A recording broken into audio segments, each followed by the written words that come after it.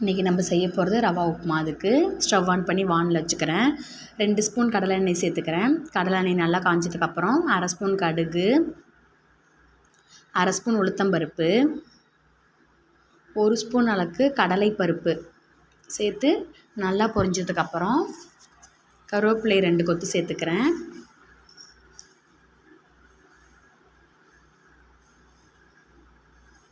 பெரிய வெங்காயம் 2 கட் பண்ணி சேர்த்துக்கிறேன். பச்சை மிளகாய் 4 மிளகாய் சேர்த்துக்கிறேன். சேர்த்து நல்லா வதக்கிக்கிறேன். இஞ்சி ஒரு துண்டு சின்ன சின்னதாக கட் பண்ணி வச்சுருக்கேன், அதையும் சேர்த்துக்கிறேன். கல்லுப்பு தேவையான அளவு அதையும் சேர்த்து நல்லா வெங்காயம் வதங்குற அளவுக்கு வதக்கிக்கிறேன். 1 கப் அளவுக்கு ரவை எடுத்திருக்கேன். 2 கப் தண்ணி ஊற்றிருக்கேன். 2 கப் தண்ணி நல்லா கொதிக்கணும். கொதிச்சதுக்கப்புறம் 1 கப் ரவையை சேர்த்துக்கிறேன். கைவிடாமல் கிண்டிக்கணும். நல்லா கிளறிக்கிட்டே இருக்கணும். ஸ்டவ்வை லோ ஃப்ளேமில் வச்சு கிண்டிக்கணும். சுவையான ரவை உப்புமா தயார். நீங்களும் ட்ரை பண்ணி பாருங்கள்.